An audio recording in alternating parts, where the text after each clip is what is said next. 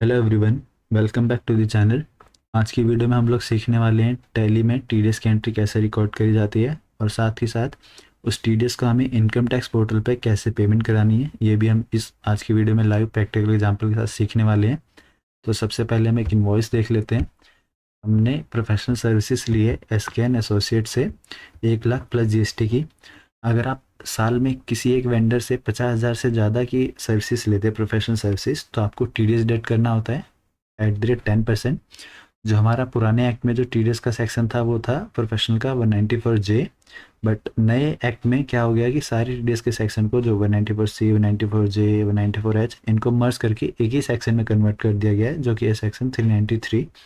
तो हमें अब देखना है इसकी एंट्री पहले कैसे रिकॉर्ड करी जाती है और उसके बाद हम देखेंगे कि इसकी पेमेंट कैसे करनी है। तो सबसे पहले एंट्री देख लेते हैं। इसके लिए आपको वाउचर में जाना है और एक्सपेंस रिकॉर्ड करने के लिए आपको जनरल वाउचर में रिकॉर्ड करना होता है, जिसकी शॉर्टकट की होती है F7। एंड इसके बाद हमें यहाँ पे लेजर सेलेक्ट करना है प्रोफेशनल एक्सपेंस। अमाउंट है 1 लाख रुपए। एंड देन आपको यहाँ पे जीएसटी इनपुट डालना है। तो हमने यहाँ पहले ही लेजर क्रिएट किए हुए हैं जीएसटी इनपुट, जो कि है 9,000 रुपये। एंड डेबिट करके एस जीएसटी इनपुट 9,000 रुपये। और इसके बाद हमें यहाँ पे टीडीएस रिकॉर्ड करना है। तो इसके लिए हमें लेजर क्रिएट करना है Alt+C। हम डाल देंगे टीडीएस ऑन प्रोफेशनल सर्विसेज। देखिए पुराने एक्ट में क्या था कि टीडीएस के अलग अलग सेक्शन थे, तो हम यहाँ लेजर में रेफरेंस के लिए उस टीडीएस के सेक्शन को भी डाल देते थे, जैसे 194C 194J। बट अब नए एक्ट में एक ही सेक्शन है। तो इसके लिए हमें रेफरेंस के लिए हम क्या कर सकते हैं, हम इनकम टैक्स पोर्टल से जैसे हम यहाँ पे पेमेंट कराते हैं तो हम यहाँ डालते हैं प्रोफेशनल। तो ये जो यहाँ पे आ गया फी फॉर टेक्निकल सर्विसेज और फी फॉर प्रोफेशनल सर्विसेज। तो यहाँ पे इन्होंने क्या दिया हुआ है, इजी रिमेंबर करने के लिए आपको यहाँ पे टीडीएस के सेक्शन का कोड दे दिया है। तो आप इसी कोड को अपने लेजर में भी डाल सकते हैं ताकि आपको कल के फ्यूचर में इसे याद करने में ईजी रहे। तो प्रोफेशनल सर्विसेज का जो कोड है वो है 1027। तो हम यहाँ पे लेजर में अपने डाल देते हैं 1027। एंड इसकी जो ग्रुपिंग है ड्यूटी एंड टैक्सेस के अंडर अदर्स, इसे कंट्रोल प्रेस करके सेव कर दीजिए। देखिए जो टीडीएस रेट होता है वो हमेशा टैक्सेबल वैल्यू पे होता है, ना कि इनवॉइस वैल्यू पे। तो जो हमारा टीडीएस का रेट है वो है प्रोफेशनल सर्विसेज पे 10% का। तो 1 लाख पे कितना अमाउंट हो जाएगा, 1 लाख का 10% 10,000 रुपये। एंड देन यहाँ पे उस पार्टी का लेजर सेलेक्ट कर दीजिए जिससे आपको इन्वॉइस रिसीव हुआ है। तो ये हमारा हो जाएगा एसकेएस पार्टी। अगर आपका लेजर क्रिएट नहीं है तो आप Alt+C प्रेस करके और जीएसटी नंबर यूज़ करते हुए लेजर क्रिएट कर सकते हैं। देन अब इससे क्या हो रहा है, एंट्री से हमें इस पार्टी को 1,08,000 रुपये पे करनी है और 10,000 रुपये में टीडीएस डिपॉजिट करना है। और आप यहाँ पे न्यू रेफरेंस में इस इन्वॉइस नंबर डाल दीजिए। इन्वॉइस नंबर हम यहाँ इन्वॉइस से ले लेते हैं और कंट्रोल प्रेस करते हुए इसे आप सेव कर सकते हैं। यहाँ पे आप नरेशन लिख दीजिएगा और नरेशन लिख के इसे आप एंटर प्रेस करके सेव कर दीजिए। ऐसे हम एक और एंट्री देख लेते हैं। हमने अपने ऑफिस इक्विपमेंट के लिए एएमसी की सर्विसेज ली है श्याम इलेक्ट्रॉनिक से, और इसका जो बिल हमें रिसीव है 50,000 प्लस जीएसटी। और ये इंटरस्टेट सप्लाई है तो इस पर आईजीएसटी चार्ज हुआ है। अब इसकी एंट्री हम रिकॉर्ड करके देखते हैं टैली में कैसे रिकॉर्ड करते हैं। इसके लिए हमें जनरल वाउचर में रिकॉर्ड करना है। यहाँ पे लेजर आ जाएगा एएमसी और हम जो अमाउंट है यहाँ पे 50,000, यहाँ पे हम फिर जीएसटी इनपुट रिकॉर्ड कर लेंगे आईजीएसटी, क्योंकि ये इंटरस्टेट सप्लाई है। जीएसटी आ गया हमारा 9,000 रुपये।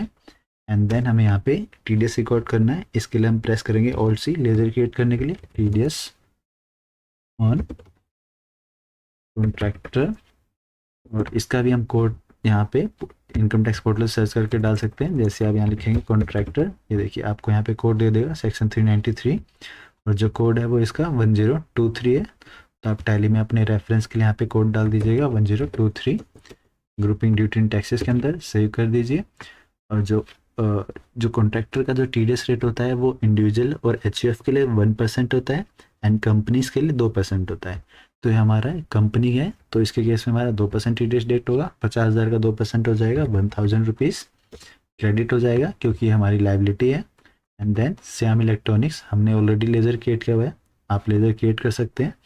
और जो हमें अब श्याम इलेक्ट्रॉनिक्स को हमें 58,000 पे करना है, ये भी हमारी लाइबिलिटी है, और TDS हमें 1,000 रुपये पे करना है, ये भी हमारी लाइबिलिटी है। तो हमारी लाइबिलिटी दोनों क्रेडिट हो गई है। आप इसे यहाँ पे न्यू रेफरेंस, देन यहाँ इस पर आप इन्वॉइस नंबर डाल दीजिएगा न्यू रेफरेंस में, और इसे फिर नरेशन के साथ इसे नरेशन लिख के आप इसे एंट्री को सेव कर सकते हैं। अब हम देख लेते हैं, TDS रिकॉर्ड कर लिया, आप TDS की हमें पेमेंट कैसे करनी है इनकम टैक्स पोर्टल पे, ये हम लाइव डेमो के साथ देख लेते हैं।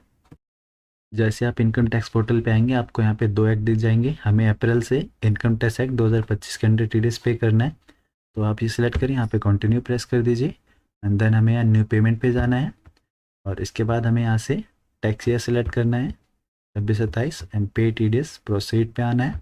Then tax applicable major head आप कंपनी या नॉन कंपनीज के अकॉर्डिंग सेलेक्ट कर सकते हैं, जैसे अदर देन कंपनी, और यहाँ पे आप रेसिडेंट सेलेक्ट कर लीजिए। अगर आपका रेसिडेंट है स्टेटस तो आप कंटिन्यू कर दीजिए, और इसके बाद हमें यहाँ पे डिस्क्रिप्शन में, या तो यहाँ पे हमारे पास दोनों ऑप्शन है, या तो हम यहाँ जो हमने कोड डाले थे वो सेलेक्ट डाल सकते हैं हम, जैसे हमने देखिए प्रोफेशनल का था कोड 1027, जैसे आप 1027 डालेंगे प्रोफेशनल का आपको ये सेक्शन दे देगा, या फिर आप टाइप भी कर सकते हैं प्रोफेशनल सर्विसेज।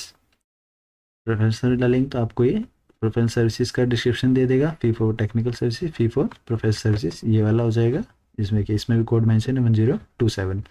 आप इसे सेलेक्ट कर लीजिए, एंड यहाँ पे आप अमाउंट डाल दीजिए। हमारा अमाउंट कितना था ये हम देख लेते हैं, देखिए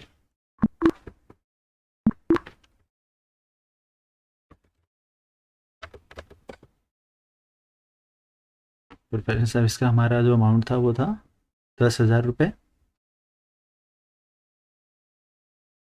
तो हम यहाँ डालते हैं 10,000 रुपये, एंड इसको हम यहाँ पे आके ऐड कर देना है।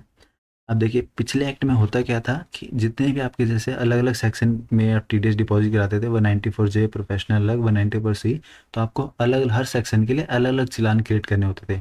बट आप नई इनकम टैक्स एक्ट से आपको क्या करना है, आप कितने भी सेक्शन और कितने भी आपके जो अलग अलग उसमें रेट वाइज आपके जो सेक्शन वाइज TDS है, आप एक ही चालान में डिपॉजिट करा सकते हैं। आपको यहाँ पे क्या करना है, जैसे हमने प्रोफेशनल का सेलेक्ट करके ऐड कर दिया। सेकंड हमारा क्या था, टेक्निकल कॉन्ट्रैक्चुअल सर्विसेज का, तो उसका कोड था 1023। जैसे ही 1023 डालेंगे आपका ये कॉन्ट्रैक्चुअल वाला दे देगा, तो आप यहाँ पे सेलेक्ट करके उसका अमाउंट डाल दीजिए। हमारा अमाउंट था 1,000 रुपीज़, और यहाँ पे आप उसे ऐड कर दीजिए। अभी देखिए आपके दोनों जो TDS के कोड हैं दोनों ऐड हो चुके हैं, सीरियल नंबर 1 2 दोनों है, प्रोफेशनल सर्विसेज का भी और कॉन्ट्रैक्चुअल सर्विसेज का भी। पुराने एक्ट में हमें क्या होता था, हमें दोनों सेक्शन के लिए अलग अलग चालान डिपॉजिट करना पड़ता था, बट नए एक्ट में हम क्या करते हैं, एक ही चालान में हम दोनों को, जितने भी आपके सेक्शन है आप एक ही चालान में उसे डिपॉजिट करा सकते हैं, यानी आपको मल्टीपल चालान पे करने की ज़रूरत नहीं होती। तो आप यहाँ पे हमने दोनों चालान का ऐड कर लिया, कॉन्ट्रैक्चुअल का भी और प्रोफेशनल सर्विसेज का भी, उसका अमाउंट भी डाल दिया। इसके बाद आप यहाँ कंटिन्यू पे आइए, ये आपको देखिए टोटल अमाउंट दिखा देगा। टोटल अमाउंट कितना आ रहा है हमारा 11,000, 10,000 हमारा प्रोफेशनल सर्विसेज का और 1,000 हमारा कॉन्ट्रैक्चुअल सर्विसेज का। यहाँ आपको कितना देखिए, number of section code selected, यानी हमारे 2 सेक्शन है इसके अंदर, 2 सेक्शन के अंदर हम चालान पे करा रहे हैं, तो हमें एक ही चालान में एक ही बार में हम दोनों सेक्शन का TDS डिपॉजिट करा सकते हैं। यानी आपको यहाँ कंटिन्यू प्रेस करना है और आप अपना पेमेंट के अकॉर्डिंग अपने पे कर सकते हैं, नेट बैंकिंग या फिर UPI NEFT RTGS उसके अकॉर्डिंग यहाँ पे आप बैंक सेलेक्ट करिए, देन आप यहाँ कंटिन्यू पे जाके पेमेंट कर सकते हैं।